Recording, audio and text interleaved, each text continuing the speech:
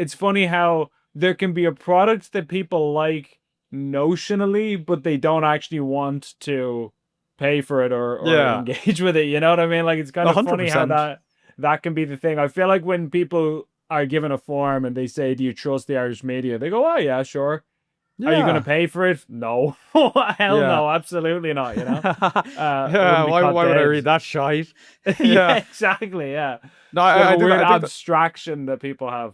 I think that's exactly right. I mean, I think people like to sort of espouse noble values, and it's true. It's like, who is going to deny that they want access to high quality, trusted journalism? It's like you and I would say we want those things, but then you take that and spin it such that it's like, and here's why we need to fund RT in the journal.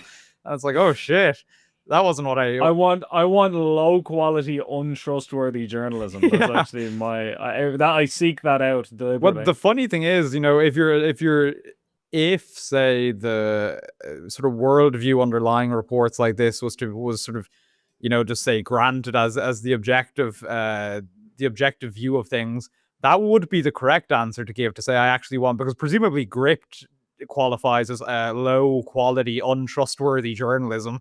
So if you pay for that, that's what you're getting. But suffice to say, well, actually, funny enough, they also discuss mis and disinformation in the report, and poor old X comes in for a bit of a bashing in that regard, because just if I remember correctly, it was just over half of respondents said that X was sort of the primary purveyor of mis and disinformation, and then the report sort of, they clothe it in objective language, but it's kind of, you can kind of see through it if you know to look, which is that it speaks about how, oh, and X has this legal battle ongoing at the moment, and all of these media platforms have fled X because of its tendency to promote extremist views. Never mind the fact that a lot of these places have maintained their presence on Blue Sky, which, as I wrote about a month or two ago, there was a very interesting study about how Blue Sky has become a real incubator for genuinely extremist left wing discussion and a lot of sort of coded language that would incite to violence. So there's no issue with making a home on a platform that encourages, say, left wing violence. It's just obviously X is very unfashionable, and so there's no social cred to be gained by remaining there. Yeah, but this, not to sound like I'm agreeing with Commission Demand, because I'm obviously very much opposed to the state regulating things like disinformation. We all know our position on this. Nobody's going to mistake me for like an endorser of these things. But with that said, and I appreciate X. I think it's a great thing that it has been opened up to allow people to speak freely, and it was way too censorious before. But with all of those caveats out of the way, I do think you've seen it and I've seen it, and I'm sure everybody watching this has seen it.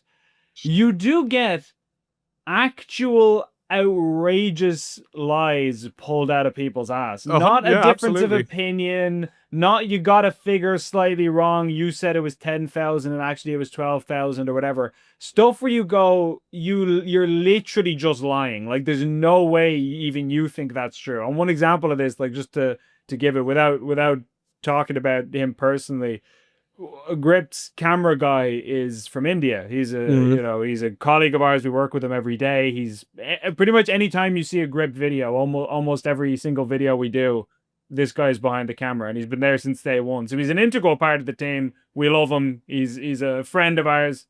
He was at my wedding. Wonderful guy. And I remember we were covering one of the protests, like an immigration protest, and he was there. We split up. I was filming part of it. He was filming another one. And then some like live streamer was saying like, "Oh, who's this guy?" Because clearly like he's Indian, so he's not of Irish Yeah. descent. So you can see he sticks out in the crowd. And then there were people in the live chat being like, "Oh, he's one of the asylum seekers. Saw him coming out of the asylum center. Like he's Yeah. like what's he up to? This kind of thing." Literally just entirely made up, like actual lies. Like It's this like, guy is a gripped what's he up to? reporter. It's like he's getting footage for Grift. Yeah, literally, he's a gripped journalist. Like so, it's you're just actually lying, and you know you're lying. But anyway, the only reason I say that is it. I hate the state regulating speech, and I don't think that that should be allowed. But at the same time, I do think the problem with social media is that there is zero quality control whatsoever. Yeah. And what that results in is I become very angry at the media because I don't want to just destroy RTE and tear it down. I mean, at this point, I would favor that because I feel like it's irredeemable.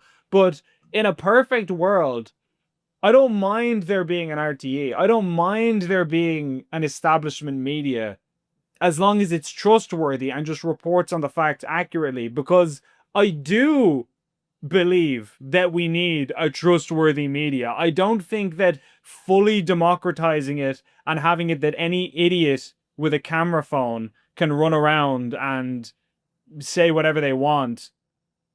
I feel like people are too sloppy. I'm not saying they shouldn't be allowed to do it. I'm just saying I Yeah. don't think it's good when you have a lot of sloppy, poorly researched, sometimes malicious people just talking crap left, right, and center and adding confusion to already very complicated discussions. I feel like having credible organizations, but we don't have credible organizations. So we all have to resort to random idiots running around with GoPros, you know? I think, yeah, to sort of sum it up very in a very two-dimensional manner, but I hope accurate nonetheless. We are emerging from a time of, if I could describe it this way, very prominent narrative coherence, such that the vast majority of people, clearly you can look at the data on this. There was a lot more adherence, say, to traditional media and therefore to traditional narratives up until I would say roughly just before, although the maybe more accurate to say the time of the pandemic. And since then, it's just been sort of the ongoing dissolution of the single narrative. And now we live in a time of lots of competing narratives, which is obviously where I think a lot of these sort of narrative consolidation efforts are coming from on the part of sort of the state and traditional media outlets and things like that. Um, and that is like not all of the narratives that rise up in opposition to that are good. In fact, yeah, as you said, there's no quality control. There's a whole load of crap out there. I think some of the reason that Gript is has done so well and is very popular is because it offers a coherent, trustworthy. I wouldn't say one particular narrative necessarily, because indeed, even in the editorial room, we see like amongst all of us, there's more opinions than there are people on different things. But suffice to say, people know it's trustworthy and know that there's freedom of thought and of expression here.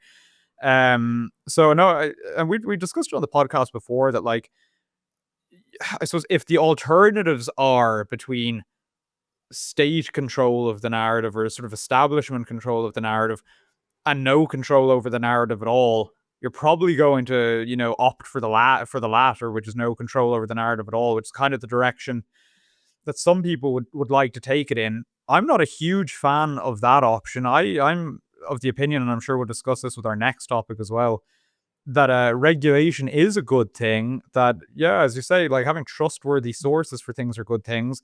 But the people in charge of these institutions and in charge of doing this at the moment are, in my opinion, some of the least trustworthy people we've ever had in these offices, who understand the world, whose understanding of the world, I should say, is severely faulty in my estimation, which is resulting in incredibly dangerous initiatives like faulty state body, in my opinion, offering funding to media that it deems, right and just, to put it that way. So